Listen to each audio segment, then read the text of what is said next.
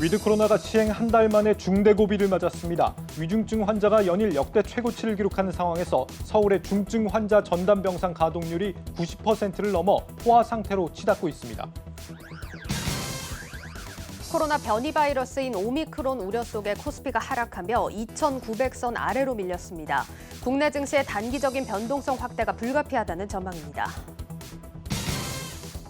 갈수록 심각해지는 청년 실업 문제 해결을 위해 정부가 대기업과 잇따라 청년 채용 업무 협약을 체결하고 있습니다. 각종 규제로 뒤엉킨 고용 시장은 그대로 놔둔 채 기업들 팔만 비튼다는 비판도 제기됩니다. 수도권 신규 공공택지 등에서 민간 건설사가 공급하는 아파트에 대한 사전 청약이 다음 달 처음 시작됩니다. 그동안 후분양을 권장해온 정부 정책에 일관성이 없다는 지적이 나오고 있습니다. 여러분 안녕하십니까? 대한민국 대표 경제 뉴스 뉴스플러스 시작합니다. 코로나 중환자가 늘면서 병상 부족 문제가 심각해지고 있습니다. 정부가 병상 확보 행정 명령을 내렸지만 상황은 이미 한계에 다다랐습니다. 여기에 주요 인력들이 코로나 치료에 매달리다 보니 일반 의료 서비스의 품질이 급격하게 나빠지고 있습니다. 김수진 기자입니다. 정부는 어제 앞으로 발생하는 코로나 신규 확진자는 재택치료가 원칙이라는 방침을 발표했습니다. 이 같은 방침을 발표한 이유는 병상 부족 문제 때문입니다. 29일 오후 5시 기준으로 수도권의 중환자 병상 가동률은 88.5%, 서울은 90%를 넘겼습니다. 사실상 의료 대응 한계치입니다. 한국경제TV가 취재한 오늘 기준 국내 5대 병원으로 불리는 서울 상급 종합병원 5곳의 중환자 병상 중 남은 병상은 단 6자리. 삼성 서울병원과 세브란스 병원은 남은 중환자 병상이 없다고 답했습니다. 의료진은 코로나 환자에 밀린 일반 중환자가 사용할 병상이 없고 이들에 대한 의료의 질이 저하되는 점도 우려하고 있습니다. 코로나 환자의 숙련된 의료 인력이 우선 배정된다는 겁니다. 내부적으로 갑자기 중환자가 발생하거나 하면 받을 수 있는 병상 한 개 정도 여유가 있을까 말까 한 정도로 지금 전체 병상은 다 거의 100% 가동되고 있는 상태이고, 최근에는 신규 간호사님들을 코로나 중환자실에서는 받지는 않고 있거든요. 다른 병원들은 그렇게 하다 보니까 일반 중환자실에서 간호하고 있는 간호사의 경력이 전체적으로 낮아지거나, 같은 말이지만 신규 간호사님들 경력 1, 2년 미만의 간호사님들의 비율이 높아지고 있는 상태고, 그거는 의료의 질과 환자 안전에 영향을 미칠 수 있는 지표 중에 하나여서요. 어쨌든 일반 중환자실 케어를 받아야 되는 환자들의 병상 수도 줄어드는 거고. 정부는 인력 부족으로 병상 가동이 안 되는 병원에 대해 중환자 치료 경험이 있는 의료 인력을 우선적으로 지원하겠다고 밝혔지만 의료 인력의 질이나 일반 중환자에 대한 뾰족한 대책은 없는 상황입니다. 한국경제TV 김수진입니다. 단계적 일상 회복이 한 달째를 맞고 있습니다. 갑작스런 변이 바이러스의 출몰 속에서 우리 현 방역과 경제 상황 짚어보겠습니다. 성장기업부 신동호 기자 나와 있습니다. 네, 신 기자. 이 당국이 앞으로 이 확진자는 재택 치료를 기본으로 하겠다라고 밝혔는데 역시 이제 병상 확보 문제 때문이겠죠? 네, 맞습니다. 일단 기본적으로 정부가 발표한 것에 따르면요, 모든 확진자는 재택 치료를 기본으로 하되 입원 요인이 있거나 또 감염에 취약한 주거 환경인 경우, 좀 특정한 상황인 경우에만 이제 입원 치료를 받는다 이렇게 발표를 했습니다. 이 재택 치료자가 집에서도 안심할 수 있도록 이 지역 사회 중심의 건강 관리 체계를 강화하겠다는 의미인데요. 앞에 리포트에서도 봤듯이 서울을 비롯해 지금 수도권의 병상 확보에 이제 비상이 걸렸는데, 이 중환자급증을 예견하지 못한 정부가 이 충분한 병상을 확보하지 못한 채 또 이 재택 치료 강화에만 여전히 집중하는 거 아니냐, 이런 지적이 나오면서 또 한 번에 이제 병상 대란을 낳을 수 있다는 또 지적도 나오고 있습니다. 만약 재택 치료가 계속이 된다면은 이 중증화율과 치명률은 현 상황에서 더 올라갈 수가 있고요. 또 지금도 대부분의 확진자가 이 고령층을 중심으로 한 확진자가 많은데, 이들이 제때 병상을 확보하지 못한다면은 더 위험해질 수 있다는 것이 의료계의 지적입니다. 일각에서는 원칙적으로 재택 치료를 한다는 것 자체가 이제 늘어나는 중환자를 병상을 통해서 돌볼 여력이 바닥난 신호다, 이렇게 나오는 해석도 있습니다. 네, 앞으로 변이가 얼마든지 또 발생할 수도 있고 말이죠. 그런 측면에서는 이 지금 개발이 되고 있는 먹는 코로나 치료제 같은 경우는 변이 바이러스가 생겨도 크게 영향을 받는 부분은 또 없다고 하니까 치료제가 빨리 나와주는 게 무엇보다 중요할 것 같은데, 그런데 이 머크사 치료제는 효능이 30%로 줄었다면서요? 네, 이 전 세계적으로 큰 관심이었죠. 이제 머크사가 치료제를 발표를 하면서 과연 이 효능이 얼마나 되나 관심이 많았었는데 결론적으로 이제 30%로 이제 효능이 낮아졌다. 이제 미국 FDA가 발표를 했는데 네. 이제 최대의 관심은 이 미 FDA 자문위원회가 현지 시간으로 오늘이죠. 오늘 밤에 이제 이 머크 치료제에 대해서 긴급 사용 승인 여부를 이제 투표에 붙인 다음에 이제 결과가 나올 예정이라고 합니다. 네. 이 기존에 이제 미국 의약국이 이제 이 머크 치료제가 30%로 효능이 낮아졌다고 하면서 과연 승인이 될지 안 될지 지금 큰 관심인데요. 이 반면 경쟁사인 화이자의 경우 이 개발한 팍스로비드 치료제의 경우 이제 자체적으로 검토를 했었을 때 약 한 90%에 가까운 네. 효능이 있다. 뭐 이렇게 발표를 하면서 뭐 아직까지 뭐 어느 게 더 좋다고 말씀드릴 수는 없겠지만 아직 이제 현재 공인된 그 효능은 아닌 거군요. 그렇죠. 화이자 또한 이제 자체적으로 이제 발표를 한 것뿐이고 이제 미 FDA의 승인 여부를 신청했고 또 미 FDA가 이제 검토 결과를 똑같이 머크사처럼 이제 발표할 예정이라고 합니다. 예. 뭐 지금 해외 치료제에 대해서는 그런 상황에서 우리 정부가 이제 현재 총 40만 4천 명분을 이제 경구용 치료제를 선구매 계약을 하겠다 이렇게 발표를 했고요. 현재 머크사와는 한 24만 2천 명분, 또 화이자사와는 7만 명분에 대해서 이제 구매 약관을 체결했습니다. 이 추가로 9만 한 2천 명분에 대해서 선구매 계약을 12월 초에 이제 확정할 예정이면서 또 신속한 국내 도입을 위해서 글로벌 제약사와 또 협의 중에 있다고 합니다. 이 먹는 치료제의 효과성이 확실하지 않은 상황인데 이런 상황에서 정부가 먹는 치료제는 아니지만 우리 국산 이 셀트리온 치료제 사용을 더 확대하기로 했다면서요?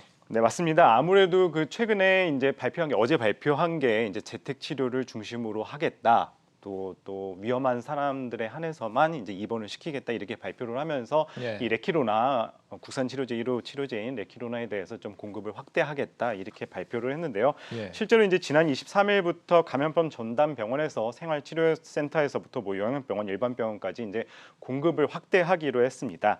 또 다음 달부터는 이제 재택 치료 중심의 의료 대응 체계로 전환됨에 따라서 이 재택 치료자에게도 필요시 이제 이 단기 외래 진료 센터를 통해서 레키로나주를 처방받고 또 투여할 수 있게 하겠다 이렇게 발표한 상태입니다. 이런 가운데 이제 셀트리온이 이 오미크론 변이 바이러스에 대해서도 이 치료가 가능한 치료제를 이제 개발에 나선다고 발표했는데요. 앞으로 이제 오미크론뿐만 아니라 앞으로 이제 우점종으로 발전 가능한 여러 변이 바이러스에도 대응 가능한 이제 치료제를 개발하겠다 뭐 이렇게 밝혔는데요. 현재 이제 기존 한국과 유럽서 허가된 항체 치료제인 레키로나 성분과 이제 변이 바이러스 대응력이 가장 뛰어난 것으로 확인된 물질을 이제 더해서 칵테일 요법으로 이제 개발을 목표로 하고 있고요. 이 현재 이제 셀트리온이 지금 방금 말씀드린 그 물질의 칵테일 요법 대상으로 꼽은 물질이 현재 호주에서 임상이 진행 중인데 이와 같은 경우는 이제 흡입형이란 말이죠. 그렇기 예. 때문에 이 셀트리온이 뭐 변이에도 이제 치료 효과를 보면서 또 흡입형으로 좀 복용 편의성까지 이제 다 잡겠다. 뭐 이렇게 발표한 흡입형으로? 상황입니다. 그렇군요. 네.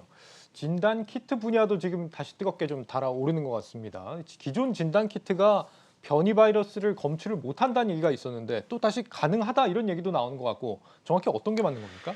네, 결론적으로 말씀드리면은 현재 있는 그 진단 검사 키트로도 감염 여부 판정 자체에는 이제 지장이 없다라고 가능하다는 이제 겁니까? 말씀드릴 수 있을 것 같은데요. 예. 이제 다만 이것이 이제 진단 이후에 과연 이 오미크론 변이인지 여부에 대해서는 아직 확실치 않다고 합니다.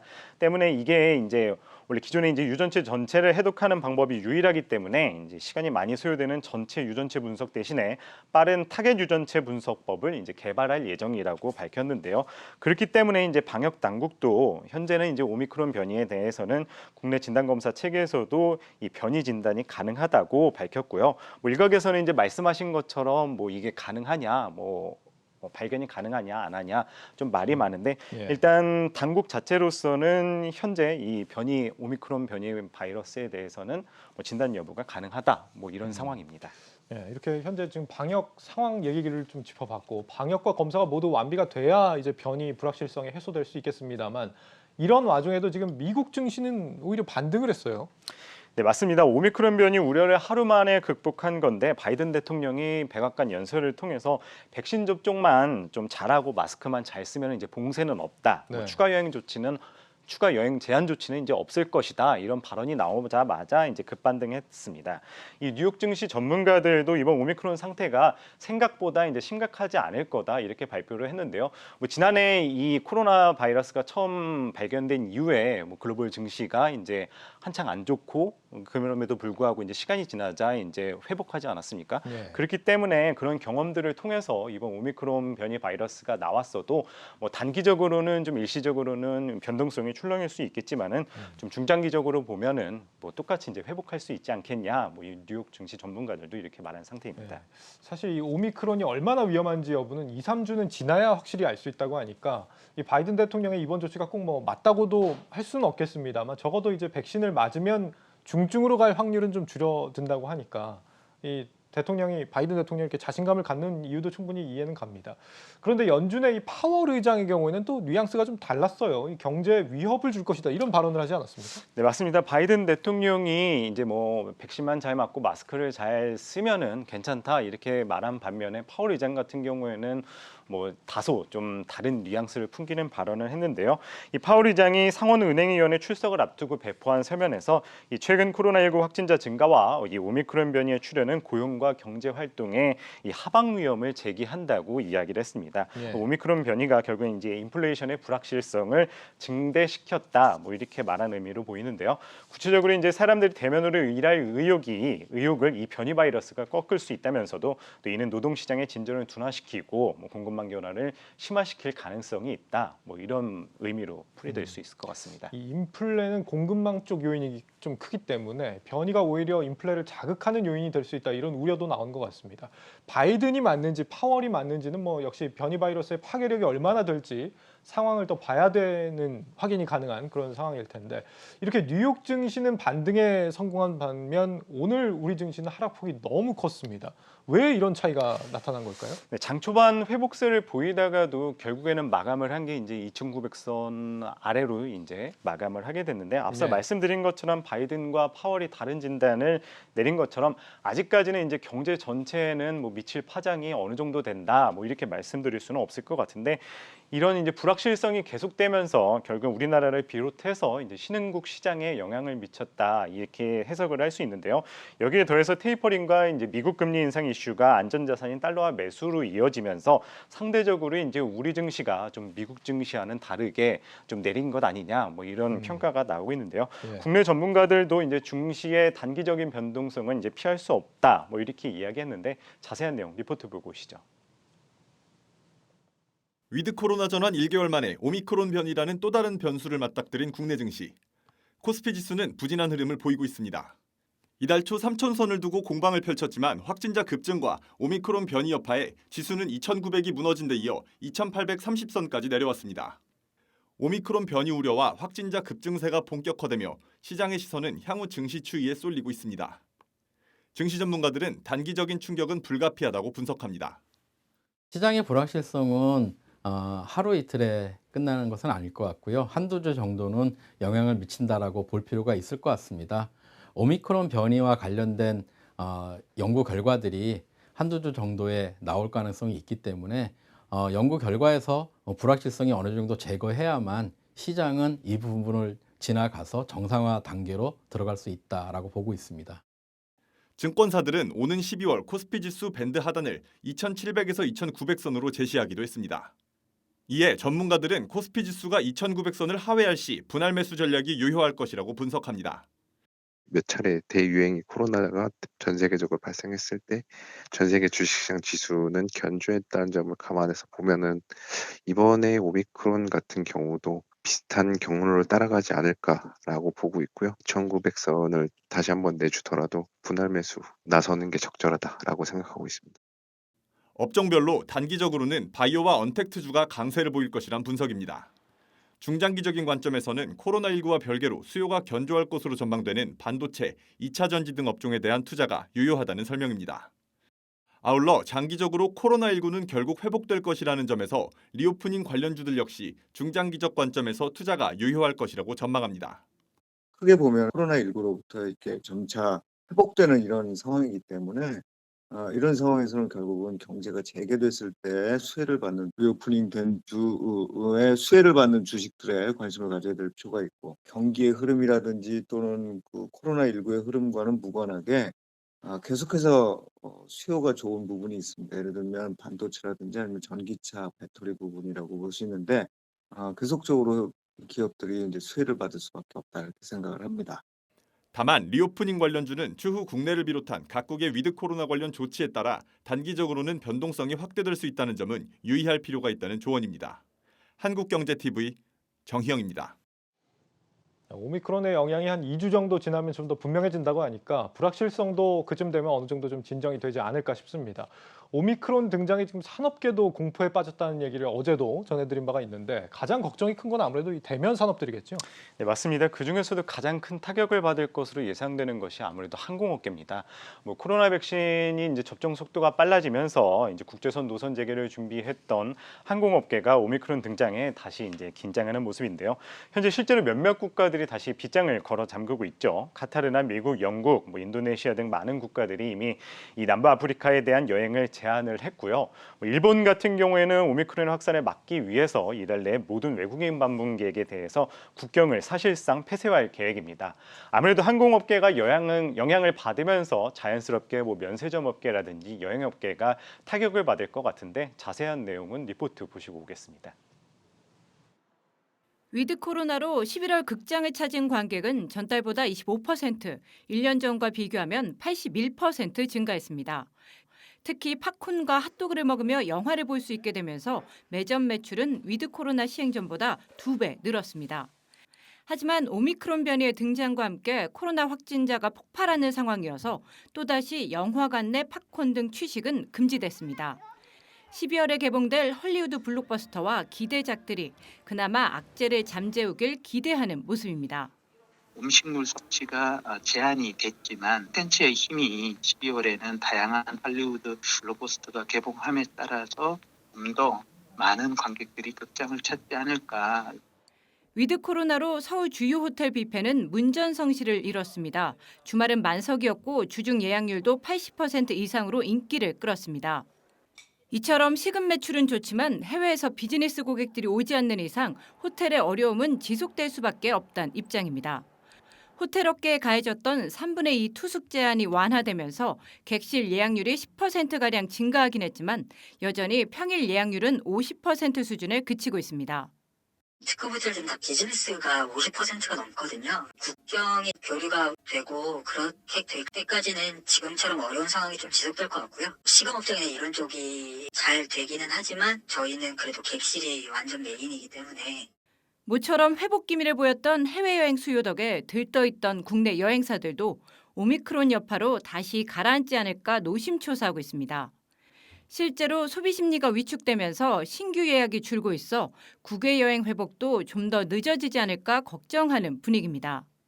회복 기미가 좀 보이는 듯 했는데 지난주부터 신자 수가 4,000명 안팎을 계속 기록하고 외국에서도 이제 확산자가 좀 이렇게 나오고 하다 보니까는 신규 예약에 약간의 좀 영향이 있었어요. 좀 더 상황을 지켜볼 수밖에 없는 그런 상황. 최근 해외여행객 증가로 긴 불황터널의 끝이 보이던 면세점 업계도 상황은 마찬가지입니다. 해외 각국에서 입국 제한을 확대하는 데다 정부의 공항면세점 임대 혜택 기간도 곧 만료돼 우려가 높아지고 있습니다.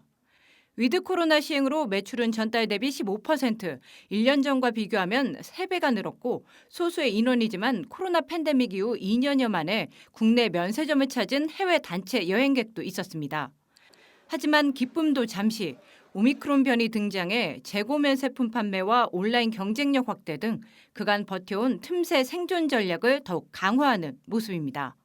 한국경제TV 신선미입니다. 네, 산업계나 소상공인들이나 연말 특수 기대감이 컸을 텐데 불안감이 상당히 크겠습니다.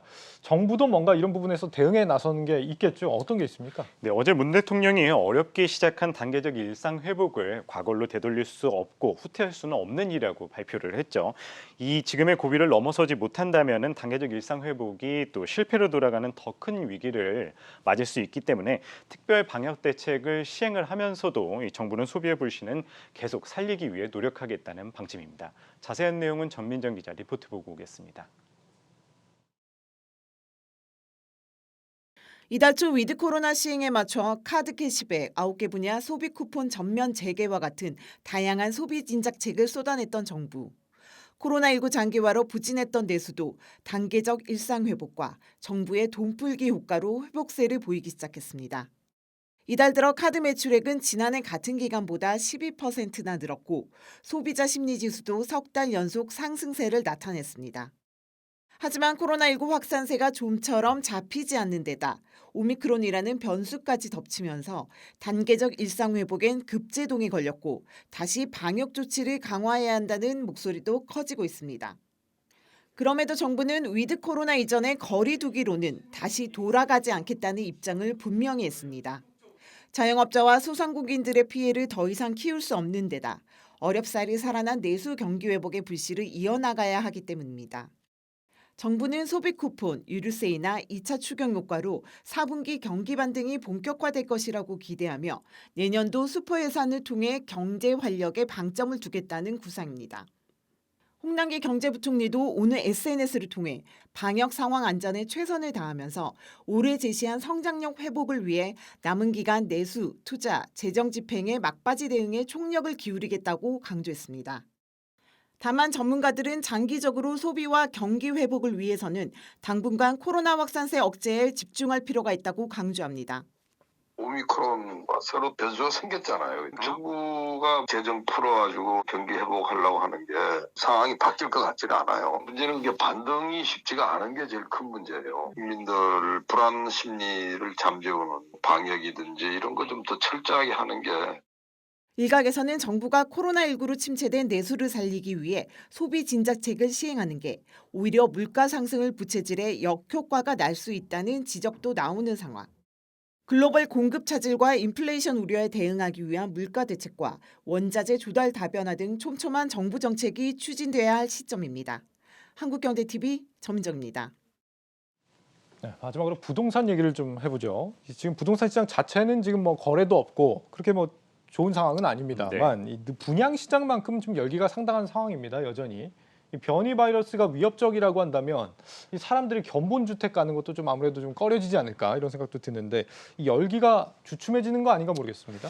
사실 아파트 시장은 이 변이 바이러스 때문이라기보다는 이제 정부의 규제 때문에 좀 다소 수그러진다는 것이 사실인데요. 집단 대출이 막히고 또 일각에서는 뭐 집값 고점론까지 나오면서 매수 심리가 줄어들고 있는데 이와는 반대로 좀 뜨는 시장이 있는데요. 바로 오피스텔 분양 시장입니다. 이 다음 달에 이 오피스텔 막차 분양이 예정 물량이 약 9천여 가구로 4년 만에 최대치가 풀린다는 분석이 나오고 있는데요. 이 내년 1월 대출 규제를 앞두고 수요가 몰리면서 건설사들의 이제 오피스텔 공급도 활기를 띠는 모습입니다. 이 자세한 내용 리포트 보고 오겠습니다. 이른 아침부터 많은 사람들이 줄지어 서 있습니다. 파주 운정 신도시에서 분양하는 한 오피스텔 견본 주택을 방문한 겁니다. 저희도 이제 집을 이제 구하다는 입장이다 보니까 이제 서울은 너무 많이 오르기도 하였고 이제 그래서 이제 이렇게 오게 되었습니다. 오피스텔이 이제 다른 아파트들보다 훨씬 청약을 하기 쉬워서 이제 그렇게 생각을 하게 되어서 오게 되었습니다. 최근 분양 시장은 아파트에 비해 상대적으로 규제가 덜한 오피스텔에 청약 광풍이 불고 있습니다. 아파트 청약이 주로 가점제로 이뤄지다 보니 청약에 지친 2030 세대 실수요자들이 주거용 오피스텔로 눈길을 돌리고 있는 겁니다. 이달 초 청약 접수를 받은 힐스테이트 과천 청사역과 신길 AK 프루지 오피스텔은 평균 경쟁률이 무려 1,300대 1을 넘었습니다. 오피스텔 청약에는 청약 통장이 필요 없고 추첨제로 진행되기 때문에 실거주와 투자 수요도 함께 몰리고 있습니다. 아파트는 청약 자격에 제한이 많은 만큼 만 19세 이상 누구나 청약이 가능한 오피스텔로 수요가 점점 이동하고 관심도 또한 크게 증가하고 있는 것 같습니다. 현재까지 고객님들의 관심도를 예상을 해본다면 높은 청약 경쟁률을 기록할 것으로 생각됩니다. 여기에 오피스텔의 바닥 난방 설치 기준이 전용 면적 85제곱미터 이하에서 120제곱미터 이하로 확대되면서 기존 소형 위주에서 벗어나 중대형 공급이 수월해진 만큼 아파트의 대체제로 떠오르고 있습니다. 다만 오피스텔은 아파트와 취득세율이 다르고 장기 보유 혜택이 없다는 점은 고려해야 할 상황입니다. 전문가들은 아파트와 주거용 오피스텔은 주변 환경이나 부대 시설 등이 다르기 때문에 실거주 목적의 수요자들은 꼼꼼하게 따져봐야 한다고 조언했습니다. 한국경제TV 홍원표입니다. 네, 오미크론이라는 변수가 등장을 하면서 이 일상 회복 전환의 속도에는 다소 늦은 감이 있는데요. 백신과 치료제 개발 상황을 볼 때 이 또한 시간 문제라는 시각이 지배적입니다. 이 오미크론뿐만 아니라 앞으로는 또 다른 변이가 바이러스가 또 나올 수 있는 상황이기 때문인데요. 이 경제 활동의 활력이 떨어지지 않도록 정부가 지원을 아끼지 않되 시민들도 이 백신 접종을 통해서 함께 기여하는 노력이 필요해 보입니다. 네, 신동호 기자였습니다. 잘 들었습니다.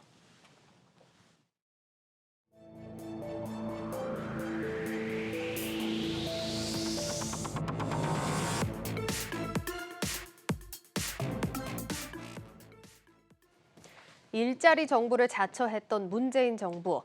양질의 일자리를 만들겠다 자처했지만 그 4년의 결과는 초라하기만 합니다. 비대면 문화 확산과 디지털 경제로의 전환이 가속화되고 있는 상황에서 일자리 정책에도 파격적인 변화가 필요하다는 지적이 나오고 있습니다. 임원식, 송민화 기자가 차례로 짚어드립니다.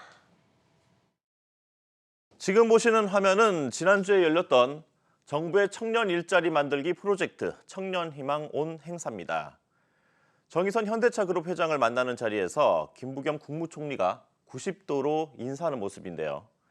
이 청년희망 온을 통해서 현대차를 비롯한 삼성과 LG, SK 등 국내 대기업 6곳에서 청년 일자리 17만 9천 개를 약속했습니다. 일자리 정부를 자처하면서도 막상 대기업에 기대어 SOS를 치는 장면. 사실 과거 정부에서도 반복됐던 익숙한 풍경입니다. 하지만 현 정부의 고용 성적표는 고용 참사라는 말까지 나올 정도로 초라하기만 합니다. 최저임금 인상과 정규직 전환, 주 52시간 근로제를 도입하며 야심차게 양질의 일자리를 만들겠다고 공언했지만 경제 성장률과 일자리 창출, 고용 탄력성에서 모두 낙제점을 면치 못했다는 평가를 받고 있습니다. 코로나19 팬데믹 이전인 2019년 기준 15세 이상 고용률은 66.8%에 그쳤습니다. 이는 미국과 독일, 일본은 물론이고 OECD 평균치에도 미치지 못했습니다. 이전 정부의 일자리 성적과 단순 비교를 해봐도 현저하게 떨어지는 수치입니다. 심각한 문제로 대두되고 있는 여성, 청년 일자리 성적 또한 그리 나아진 게 없습니다. 여성 고용률의 경우 70%를 훌쩍 뛰어넘는 유럽 국가들에 비해 우리나라는 57.8%에 그치면서 OECD 35개 나라 가운데 30위에 머물렀습니다. 청년 일자리는 더욱 심각한데요. OECD 평균 청년 실업률이 지난 6년 새 5.4%포인트나 떨어졌지만 우리나라는 오히려 증가세를 보였습니다. 지난해 기준으로 보면 전체 실업률의 2.3배 수준인 9%로 체감 실업률은 22%대를 유지해오다 25%대로 껑충 뛰어올랐습니다. 또 하나 주목할 점, 경직된 노동시장 또한 개선된 게 거의 없다는 사실입니다. 노동 유연성 144위, 임금 결정 유연성 84위, 노사협력 130위. 선진국 대한민국 노동시장의 현 주소입니다. 이른바 하르츠 개혁으로 노동 유연성을 크게 개선했다는 독일과 비교하면 우리의 노동시장은 갈 길이 한참 멀어 보입니다. 비대면 문화 확산과 디지털, 스마트 경제로의 전환이 빠르게 진행되면서 일자리는 다양한 방식으로 바뀌어가고 있지만 과거 시절과 같은 정규직, 친노조 중심의 노동 정책과 규제는 여전히 제자리를 맴돌고 있을 뿐입니다. 대전환의 시대, 말로만이 아닌 피부로 느낄 수 있는 양질의 일자리를 만들기 위해선 과연 어떻게 해야 할까요? 송민아 기자가 취재했습니다. 회사 내부에서도 많은 부분이 이제 로테이션이 되면서 선순환이 돼서 회사 전체 경쟁력이 높아지도록 해야 되는 게 또 회사의 의무이기도 합니다. 그래서 그러한 부분에 대해서도 회사가 같이 고민하고 더욱 협조를 많이 하도록 하겠습니다. 정의선 현대차그룹 회장은 정부가 요청한 청년 일자리 창출에 동참하겠다는 뜻을 밝히면서 고용 확대가 회사의 경쟁력 강화로 이어져야 한다는 점을 강조했습니다. 무조건 많이 뽑는 게 아니라 곧바로 현업에 투입할 수 있는 양질의 인재를 채용하겠다는 의미로 풀이됩니다. 하지만 기업이 필요로 하는 유능한 인재를 적기에 뽑는다는 게 말처럼 쉬운 일이 아닙니다. 정부의 정책적 지원이 없는 상황에서 유능한 인재를 뽑아 적재적소에 배치한다는 건 사실상 불가능하기 때문입니다. 정부가 자기들이 할 일은 안 하고 기업들 어렵게 하는 게 아니냐, 오히려 기업 잘하고 있는데 왜 정부가 더 감나라 판나라 하느냐는 그런 오해도 받았습니다. 그럼 정부는 뭐 했냐 하십니다. 이거 끝나고 나면 현대차그룹하고 고용노동부가 청년 고용 응원 멤버십 가입 협약을 맺습니다. 하지만 김 총리가 말한 청년 고용 응원 멤버십 역시 기업이 채용할 때 직접적으로 혜택을 주는 제도는 아닙니다. 사실은 사회공헌 차원에서 하는 거를 저희가 같이 촉진하는 거라고 생각하시면 되거든요. 저희가 몇 명을 채용을 지원하고 그렇게 하는 거 아니고 직무 경험이나 이런 게 부족하다, 그런 기회가 없다라고 하고 그런 부분 좀 충족을 하고자 시작한 거거든요. 상황이 이렇다 보니 그저 형식적인 의미를 부여하고 기업에게 정부의 부담을 떠넘기게 하는 게 아니냐는 지적이 계속 나오고 있는 겁니다. 전문가들은 청년 일자리 선순환 구조를 만들기 위해서는 기업이 자유롭게 돈을 벌 수 있는 경제 사회적 환경부터 조성해야 한다고 강조합니다. 획일적인 주 52시간 근로시간, 과도한 최저임금 인상 같은 기업 규제형 노동 정책을 개선한다면 기업이 자발적으로 일자리를 확충할 수 있다고 생각합니다. 정부는 기업들이 많은 신규 인력을 채용할 수 있는 경제 사회적 환경을 조성하는 것이 무엇보다 중요하다고 생각합니다. 그렇게 된다면 해외 투자에 집중하고 있는 우리 기업들이 자연스럽게 국내로 눈을 돌리고 미래 먹거리인 반도체와 배터리, 바이오 같은 신성장 산업에 대한 투자도 늘릴 수밖에 없습니다. 기업의 목줄을 풀고 자유롭게 뛰어놀 수 있는 울타리를 만들어주는 게 무엇보다 중요한 정부의 역할이라는 의미입니다. 한국경제TV 송민아입니다. 네, 양질의 일자리를 늘리기 위한 방안 전문가와 더 깊게 짚어보도록 하겠습니다. 김용춘 한국경제연구원 고용정책팀장 자리해 주셨습니다. 팀장님 안녕하십니까? 안녕하세요. 네. 예, 지금 저희가 리포트로도 살펴봤지만 지금 현재 채용 시장이 양극화 얘기가 나올 만큼 기술이라든지 연구 개발 이런 쪽으로 좀 많이 치우쳐 있는 것 같은데 지금 상황에서 기업과 구직자 같이 상생할 수 있는 방안이 있다면 어떤 게 있을까요? 일단 우리나라 같은 경우는 옛날에는 저희가 이제 외국에서 기술을 가져와 가지고 이제 생산 위주로 했다면 이제는 우리나라가 이제 전 세계 기술을 이제 선도하는 상황이기 때문에 R&D나 이쪽 인력들이 늘어나는 거는 이제는 이제 어떻게 보면은 거스를 수 없는 이제 시대의 흐름이다. 이제 이렇게 볼 수 있을 것 같아요.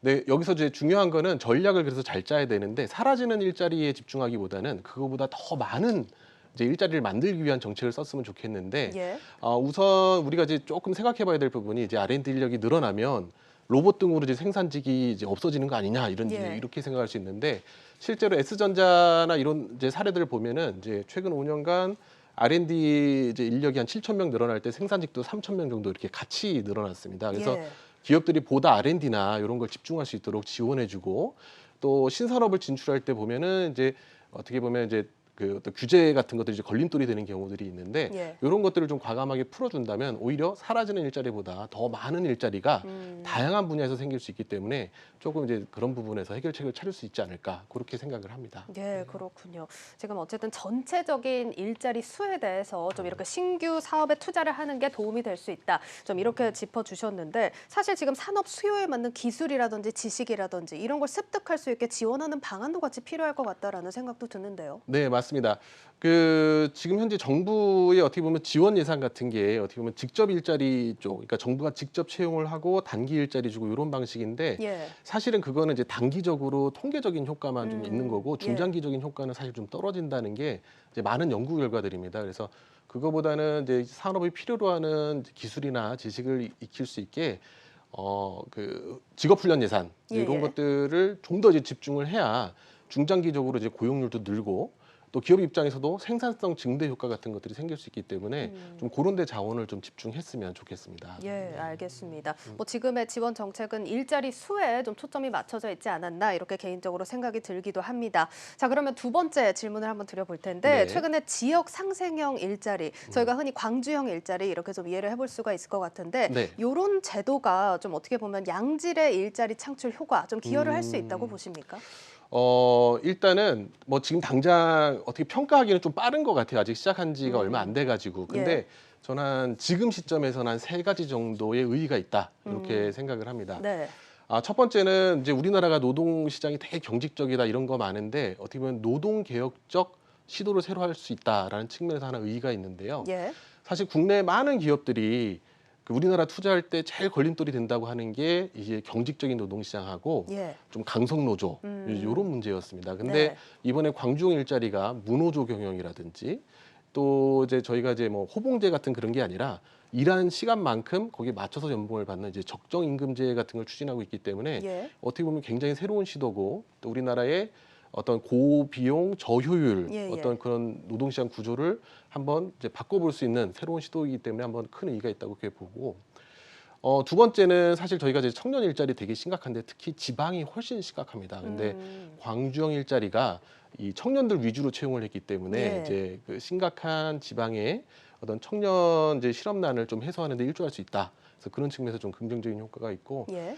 마지막으로 사실 일자리 문제는 기업 혼자 해결하거나 혹은 정부 혼자 해결 못 합니다, 사실은. 예, 예. 근데 요번에 이게 출범을 할 때 노, 사, 민, 관 이 4개 주체가 다 이렇게 머리를 맞댔다는 측면에서 어떻게 보면은 조금 바람직한 모델이 아닌가 저는 이제 그렇게 생각을 하고 있습니다. 예, 알겠습니다. 자, 청년 채용 얘기가 나와서 조금 더 깊게 들어가 보자면 사실 이제 기업들이 오랜 시간 이제 대학들과 손을 잡고 연계 프로그램을 추진한다던가 이런 정책을 좀 짜왔었는데 그럼에도 불구하고 청년 실업 문제는 아직까지도 불거지고 있는 사안입니다. 이 부분에 대해서는 어떻게 보세요? 일단은 이제 우리 시장에 일자리가 부족한 부분들도 있는데 이 사실 좌 미스매치라고 하죠. 이 미스매치 현상이 좀 되게 심한 것 같아요. 우리나라. 미스매치 현상이라면 어떤 그러니까 대학의 전공이 있지 않습니까? 예. 네, 대학 전공하고 이제 취업을 했었을 때에 이걸 비교를 해보면 전혀 상관없는 일자리를 구하는 경우가 한 50% 정도. 예. 그러니까 사실은 좀 비효율적인 거죠. 근데 이게 어느 정도 수준이냐면 OECD 국가들 중에서 이게 1위입니다. 그러니까 우리나라가 미스매치율이 되게 높은 나라라서 예. 일단 이런 부분부터 좀 빨리 개선을 해야 될 것 같아요. 그래서 요거를 이제 단적인 예를 들어드리면 이제 미국 이제 컴퓨터 공학과 예. 이런 걸 보면 미국의 스탠포드대는 2008년도에 141명 예. 이렇게 딱 유지를 하다가 산업 수혜가 확 늘어나니까 2020년에 745명까지 이렇게 5배 이상 확 늘린 게 가능했습니다. 예, 근데 예.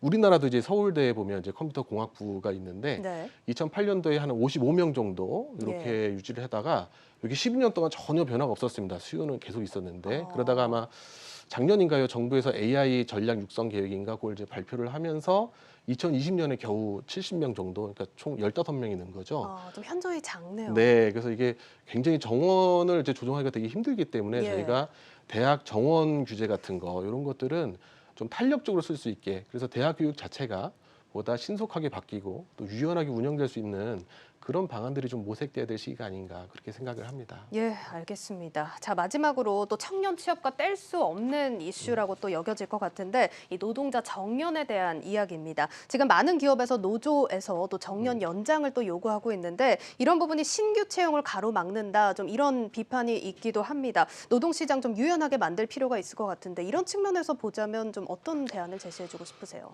일단 이제 정년 연장이 청년 일자리 부정적인 영향을 미치는 건 맞고요. 이제 그런 거는 이제 연구 결과들도 좀 있습니다. 예. 그래서 근데 우리나라가 지금 청년 실업이 워낙 심각하기 때문에 예. 지금 당장 정년 연장하기에는 조금 시기상조인 것 같습니다.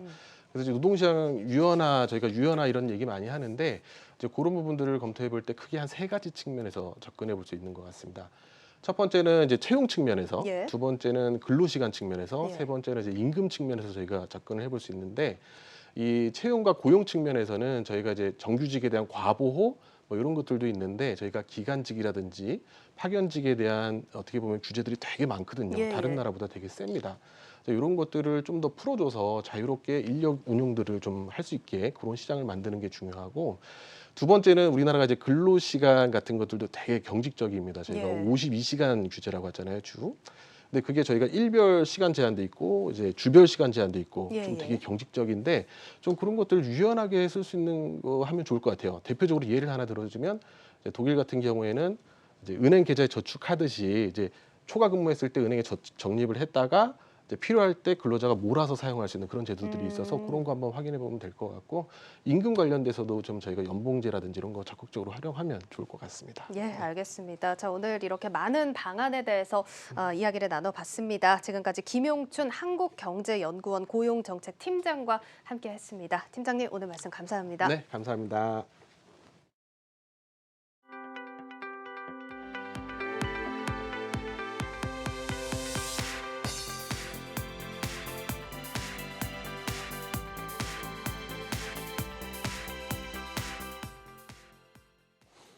정부가 민간 아파트에도 사전 청약을 시행하고 나섰지만 당장 집값 안정은 기대하기 어려워 보입니다.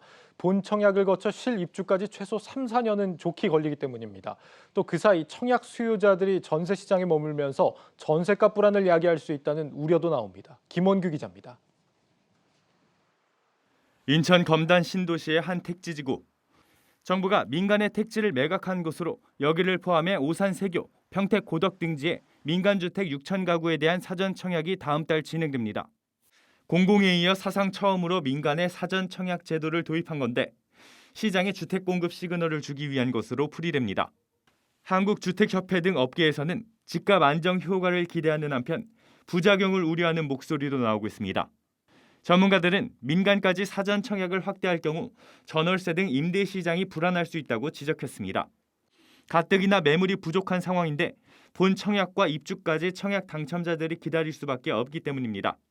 무주택자의 자격을 유지하기 위해서 전월세 시장에 특히 전세 시장에 남아있겠죠. 전월세 시장에 여러 가지 상승 압력이 강하게 작동을 하고 있는데 거기에 더해서 사전 청약이 가져오는 추가적인 상승 압력이 적지 않을 거예요.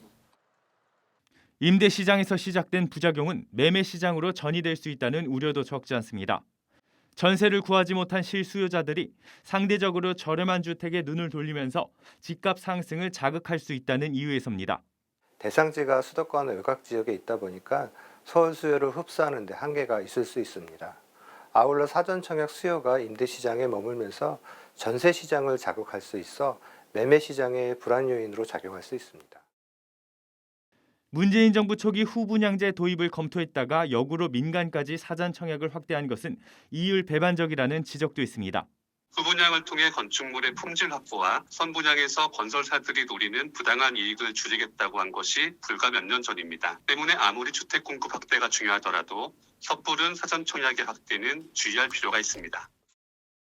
정부가 뒤늦게나마 집값 상승 배경을 주택 수급 문제로 인식한 건 다행인데 오락가락 정책 발표로 시장 혼란만 가중되고 있습니다. 한국경제TV 김원규입니다. 코스콤이 비상장 기업들의 주식거래 지원 서비스인 비마이 유니콘을 본격 가동합니다. 거래 편의성을 높이면서 개편 후 한 달도 안 돼 비상장 주식거래 3건을 체결하는 데 성공했습니다. 앞으로 스타트업들의 구주 거래도 가능해질 전망입니다. 박승원 기자입니다. 비상장 주식의 거래부터 결제, 주주명부 관리까지 원스톱으로 진행할 수 있는 서비스인 비마이 유니콘. 비상장 주식 거래의 전 과정이 블록체인 플랫폼 안에서 투명하게 관리된다는 게 가장 큰 장점입니다. 여기에 증권 계좌를 만들지 않아도 플랫폼에서 모든 절차가 가능합니다. 비상장 스타트업이 유니콘 기업으로 도약할 수 있도록 코스콤이 지원하는 서비스 중 하나입니다. 지난해 4월 본격 운용을 시작했는데 최근엔 기존 모바일 앱을 개편하는 등 사용자의 편의성을 높였습니다. 그 결과 이달 들어 3건의 비상장 주식 거래가 체결됐습니다. 총 현재까지 3건에 대해서 약 2,100만 원의 거래가 일어났습니다. 10월 25일 날 재개편한 이후에 한 달 이내에 3건 정도가 거래가 일어났다는 거는 이쪽 스타트업 기업의 구주 거래라는 입장에서는 좀 고무적인 일이라고 볼 수 있습니다. 그래서 좀 장기적으로 기대를 하고 있습니다. 향후 코스콤은 비마이 유니콘의 활성화에 더욱 박차를 가한다는 방침입니다. 국내 1등 스타트업 금융 플랫폼인 쿼타북 서비스와 연계를 시작해 쿼타북에 등록된 평균 4에서 8년차 업력의 유망 스타트업들의 구주 거래도 가능하게 한다는 보관입니다. 궁극적으로는 기존 스타트업뿐 아니라 통일 주권을 발행한 모든 비상장 기업들을 대상으로 거래를 확대한다는 계획입니다. 기존 스타트업뿐만이 아니라 통일 주권을 발행한 비상장 기업들, 그러니까 어찌 보면 이제 모든 비상장 기업의 거래까지 확대하는 게 이제 저희의 목표이고요. 그렇게 된다면 일반 투자자들이 비상장 기업에 대해서 좀 더 안전하고 믿을 수 있게 좀 거래가 될 수 있을 거라고 생각이 됩니다. 스타트업 성장에 힘쓰고 있는 코스콤. 투자자들의 관심과 함께 향후 비상장 주식거래 활성화에 성과를 낼 수 있을지 관심이 모아지고 있습니다. 한국경제TV 박승원입니다.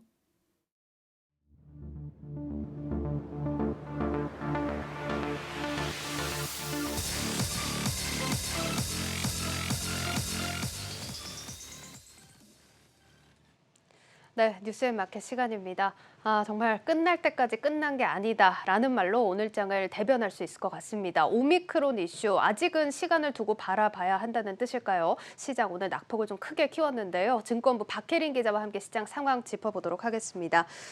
예, 박 기자, 어제 제가 시장을 좀 선방했다 이렇게 표현했는데 이런 표현이 무색할 만큼 오늘 정말 무섭게 빠졌어요. 네, 맞습니다. 코스피 오늘 상승 출발했으나 개장 후 약 1시간 반 만에 하락 반전했습니다. 예. 전날 미국 증시가 반등하고 이 미 국채 금리도 소폭 상승해서 시장의 불안감이 어느 정도 잠재워진 줄 알았는데 예. 외국인과 기관의 매도세가 거세지며 코스피 2,830선까지 주저앉았습니다.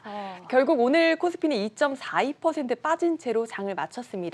연중 최저치를 기록을 한 겁니다. 예. 전문가들은 오미크론의 확산 속도와 치명률 등에 관한 연구 결과가 나오기 전까지 증시가 계속해서 변동성을 가질 것이라고 보고 있습니다. 예, 그렇습니다. 우리 시장 결국 2,900선을 내준 모습인데 우리 시장이 좀 억울한 게 미국 증시 반등할 땐 같이 못 가더니 빠지니까 같이 빠져요. 네, 맞습니다. 오미크론 충격을 다소 극복하는 듯했던 아시아 증시도 오후 들어서 이제 하락 반전을 하고 미국 증시 지수 선물도 하락세입니다. 또 국내의 경우에 10월 산업 생산이 18개월 만에 최대 감소폭을 기록한 점도 지수를 짓눌렀습니다.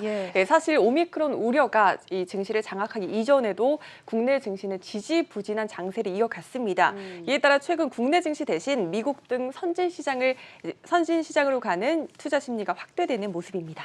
그렇습니다. 지금 뭐 박스권 하단이 좀 계속해서 낮춰지는 것도 좀 문제인 것 같은데 코스피가 이렇게 맥을 못 추는 것도 벌써 몇 달인지도 모르겠어요. 네, 맞습니다. 지난 9월을 기점으로 지수가 꺾인 채 지지부진한데요.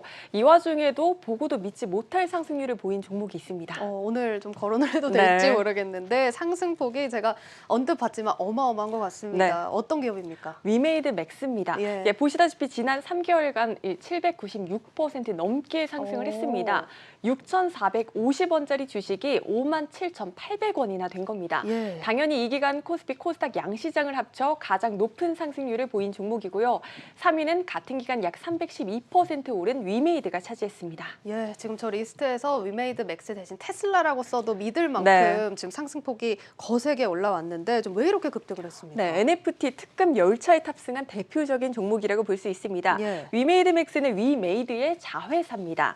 위메이드는 블록체인 기술을 적용한 일명 돈 버는 게임으로 불리는 미르4로 잘 알려져 있습니다. 이 미르4가 폭발적인 인기를 끌자 위메이드는 자회사 위메이드 맥스를 블록체인 게임 개발사로 탈바꿈하게 됩니다. 계열사에서 개발 중인 모든 게임에 블록체인 기술을 적용한다는 계획인데요. 최근에는 NFT 열풍이 조금 주춤한 듯 했는데 위메이드 맥스가 미르4를 개발한 위메이드 넥스트를 자회사로 편입한다는 소식에 어제 상한가를 기록을 했고 오늘 이렇게 장이 크게 흔들리는 가운데서도 7% 가까이 올랐습니다. 예, 그렇습니다. 이게 위메이드가 좀 전반적으로 봐도 그룹사적으로 기업을 좀 확장하면서 이 NFT 시장이라든지 게임 업계를 좀 선도하는 느낌이에요. 네, 맞습니다. 또 상황이 이렇다 보니까 박관호 위메이드 의장은 현재 국내 주식 부자 14위에 이름을 올렸습니다. 벌써요? 바로 위에는 김대일 펄어비스 의장이 자리를 하고 있습니다. 올해 1월 초 기준 90위권을 기록하던 박 의장은 11개월 만에 지분 평가액이 923%나 오르며 약 80계단을 뛰어 올랐습니다. 어제 기준 지분 평가액은 약 3조 145억 원입니다. 이기령 위메이드 맥스 대표의 지분 평가액 증가율은 1769%로 훨씬 더 뚜렷합니다. 올해 초 52억 7,600만 원을 기록했던 지분 평가액은 어제 기준 985억 9천만 원으로 늘었습니다. 지금 저 상승폭이 1,769% 네, 맞습니다. 맞나요? 네, 참 부러운 얘기 잘 들어봤고요. 사실 이렇게 급등도 이런 급등에 얻는 만큼 고점에 대한 우려 항상 따라오겠죠. 지금 경고 딱지도 사실 2개나 붙은 종목 아닙니까? 네, 맞습니다. 한국거래소 차원에서도 보시다시피 여러 차례 위메이드 맥스에 빨간불을 켰습니다. 당장 내일만 하더라도 위메이드 맥스의 매매 거래는 정지됩니다. 거래소는 주가가 일정 기간 급등하는 등 투자 유의가 필요한 종목에 주의, 경고, 위험 단계를 지정을 하는데 현재 위메이드 맥스는 투자 위험 종목입니다. 오늘 종가가 어제 종가보다 상승할 경우 내일 하루 거래가 정지된다는 기준이 있었는데 오늘도 큰 폭으로 뛰었으니 내일 하루 거래가 멈추는 겁니다.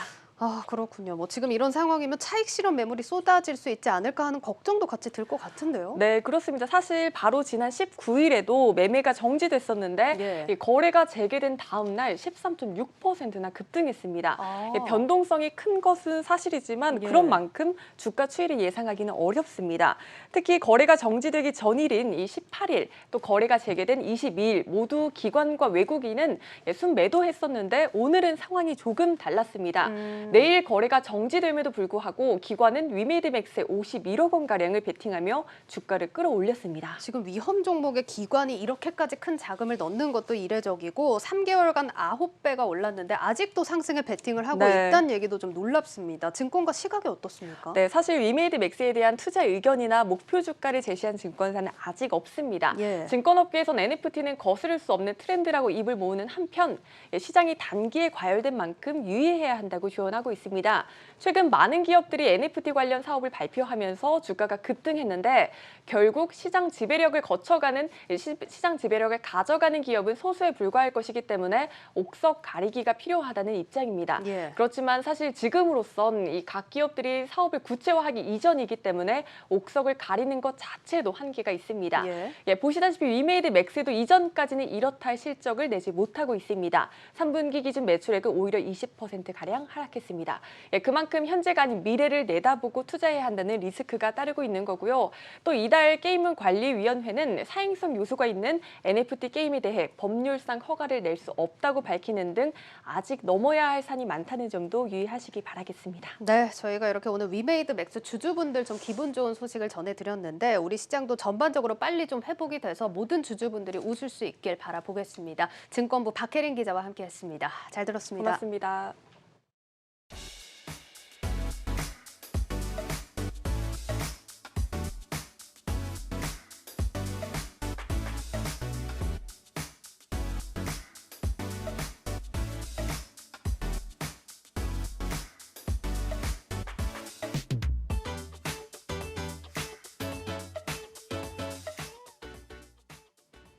뉴스 플러스를 마치겠습니다. 여러분 고맙습니다.